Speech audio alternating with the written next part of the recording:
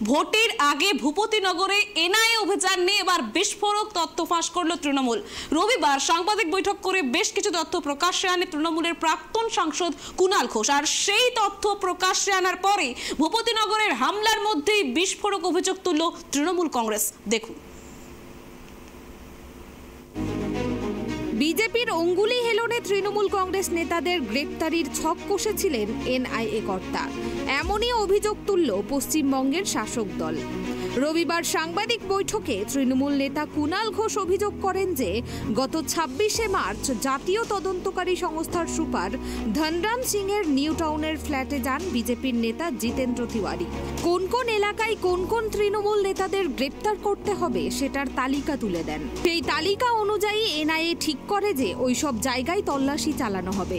সেই সঙ্গে সেদিনের বৈঠকের মধ্যে একটি সাদা প্যাকেটেরও হাত বদল হয়েছে বলে দাবি করেছেন কুণাল ঘোষ। আর ওই সাদা প্যাকেটের মধ্যে টাকা ছিল কিনা তা পুলিশের অবিলম্বে তদন্ত করে দেখা উচিত বলে দাবি তুলেছেন তৃণমূল নেতা। ভূপতিনগরে এনআইএ কি কাণ্ড কারখানা করছে সেটা আপনারা দেখতে পেয়েছেন।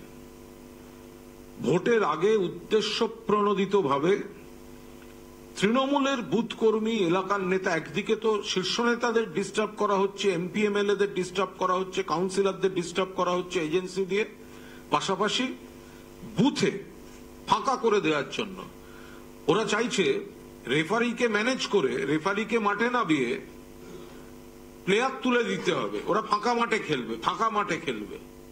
ইলেকশন ঘোষণার পর বিজেপির নেতা জিতেন তিওয়ারি এনআইএর এসপি ধনরাম সিং এর বাড়িতে গেছেন। কটার সময় গেছেন? অফিসে যাননি, বাড়িতে গেছেন। কটার সময় গেছেন? তিনি গেছেন সন্ধে 6:30। তিনি ছিলেন 7:22 পর্যন্ত। আর যে ফ্ল্যাটটায় গেছেন সেই ফ্ল্যাটটার ঠিকানা হচ্ছে J066। আমরা ওই বাড়ির দলিলটা এবার দেখাচ্ছি। যদিও বিষয়টি নিয়ে আপাতত এনআইএ কর্তা বা জাতীয় তদন্তকারী সংস্থার তরফে কোনো মন্তব্য করা হয়নি। এই অভিযোগ উড়িয়ে দিয়েছেন জিতেন্দ্র তিওয়ারি। তিনি পাল্টা মানহানির মামলার হুঁশিয়ারি দিয়েছেন।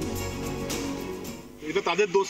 তৃণমূল কংগ্রেস যে কোনো খাম, যে কোনো কাগজ দেখলে পয়সাই ভাবে। তো জানি না তারা কোন খামের কথা বলছে, সেটা তারাই বলতে পারবে। টাকা পয়সা লেনদেন, তারা এসব কাজে অভ্যস্ত, তো তারা এসবেই ব্যস্ত থাকে। ওই জন্য সবসময় তারা টাকা পয়সা এসব দেখেছে, তারা অন্য কিছু বোঝে না। যারা এলিগেশন আনছে, আমাদের দেশে যা নিয়ম, আমাদের দেশে যা আইন, সে আইন মোতাবিক সেই এলিগেশন প্রমাণ করার দায়িত্ব যারা এলিগেশন আনছে তাদের। তারা এলিগেশন প্রমাণ করবে। আপনি কি ধনরাম সিং এর নিউ টাউনের বাড়িতে গেছিলেন? আমি বলছি তো যে যারা এই ধরনের এলিগেশন আনছে, এই এলিগেশন প্রমাণ করার দায়িত্ব তাদের। ওই আবাসনের রেজিস্টারে আপনার নাম উল্লেখ রয়েছে। আমি তো বলছি যে আমার নাম কোথাও লিখেছি, সেটা প্রমাণ করে দেখা। কিন্তু তৃণমূল অভিযোগ করছে আপনি সাদা তৃণমূল কংগ্রেস অভিযোগ তো তৃণমূল কংগ্রেস কোনোদিন বলবে যে বিজেপি লোকেরা ভালো? আজ পর্যন্ত কোনো বিজেপি লোককে ওরা বলেছে যে ভালো? তারা তৃণমূল কংগ্রেস তো অভিযোগই থাকে সবসময়। কিন্তু তৃণমূল দাবি করছে যে আপনার যাওয়ার কথা অস্বীকার করলেও তার ফুটেজ প্রকাশ আনবে তৃণমূল। আমি বলছি তো যে যারা এলিগেশন আনছে তারা তাদের এলিগেশন প্রমাণ করুক। আমাদের দেশে যা আইন, সে আইনে যারা এলিগেশন আনে সেটা প্রমাণ করার দায়িত্ব তাদের উপরেই বর্তায়। যাদের বিরুদ্ধে এলিগেশন তাদেরকে প্রমাণ। তাহলে রোজ আপনি কি একটা এলিগেশন এনে দেবেন, আমি সারাদিন আমি নির্দোষ প্রমাণ করে বেড়াবো? তৃণমূল তো বলছে যে তৃণমূল আমার মালিক নাকি? তৃণমূল যেটা বলছে সেটা আমাকে শুনতে হবে। আপনি কালকে বলে দেবেন আপনি চাঁদে গেছিলেন, এবার আমি প্রমাণ করবো আমি চাঁদে যাইনি। যে এলিগেশন আনছে তাদের দায়িত্ব, তারা প্রমাণ করুক তাদের অভিযোগ। আমার এটা দায়িত্ব না। রোজ কিছু না কিছু কেউ বলে যাবে আর সবাইকে আমি এক্সপ্লেনেশন দিতে হবে, এটা হয় নাকি? আর তৃণমূল কি বলছে? পাগলে কিনা বলে, ছাগলে কিনা খায়। এনআইএ বিতর্কে সরগরম রাজনীতি। এবার জিতেনের পাশে দাঁড়ালো দল। এই ঘটনা নিয়ে তীব্র প্রতিক্রিয়া জানান বিজেপি নেতা শ্রমিক ভট্টাচার্য। মমতা বন্দ্যোপাধ্যায় উত্তর দিতে পারে, এর উত্তর বিজেপি দেবে কেন? আমরা মনে করছি তার এই বক্তব্যে, তার এই ধরনের প্ররোচনায় ভারতবর্ষের আভ্যন্তরীণ নিরাপত্তা বিঘ্নিত হচ্ছে, আন্তর্জাতিক আঙিনায় ভারতের ভাবমূর্তি ক্ষুণ্ণ হচ্ছে। তার এই ধরনের বক্তব্য ভারতের সংবিধানের সঙ্গে সংগতিপূর্ণ নয়, যুক্তরাষ্ট্রীয় ব্যবস্থার পরিপন্থী, এগুলো আমরা মনে করছি। কিন্তু কেন উনি এটা করছেন এটা উনি বলতে পারেন। ভট্টাচার্য যারা গ্রেপ্তার হয়েছেন ভূপতিনগরের সেই পরিবারে গিয়েছেন, তাদের সমবেদনা জানিয়েছেন, কি বলবেন? 3 জন মারা যে গেল, বিস্ফোরণটা যে হলো, সেটার পরে তারা কি করেছিলেন? যে বিস্ফোরণে 3 জন তৃণমূল কংগ্রেসের নেতাকর্মীর মৃত্যু হয়ে গেল, সেই বিস্ফোরণের পর তাদের পুলিশ কি ব্যবস্থা নিয়েছিল? কেন আদালত তিরস্কার করলো পুলিশকে? কেন আদালত নির্দেশ দিল যে অন্য কোনো তদন্তকারী সংস্থাকে দিয়ে তদন্ত করানো? এর উত্তর তৃণমূল কংগ্রেস নেই। তৃণমূল কংগ্রেস ওখানে কারোর বাড়িতে প্রতিনিধি দল পাঠিয়ে তো কোনো লাভ নেই। চন্দ্রিমা দেবী তো নিজে একজন প্রতিষ্ঠিত আইনজীবী, তিনি ওখানে না গিয়ে সরাসরি হাইকোর্টে কেন পৌঁছে যাচ্ছেন না? কেন কোর্টের কাছে গিয়ে বলছেন না যে এনআইএ তদন্ত প্রতিহিংসার কারণে হচ্ছে? কারণ তাদের এই তত্ত্বের কোনো প্রতিষ্ঠা আদালতে নেই। তৃণমূল গেলে ওখানে তিরস্কৃত হবে, আবার সরকারের মুখ পড়বে। ওরা ওই জন্য বাইরে গিয়ে নাটক করছে।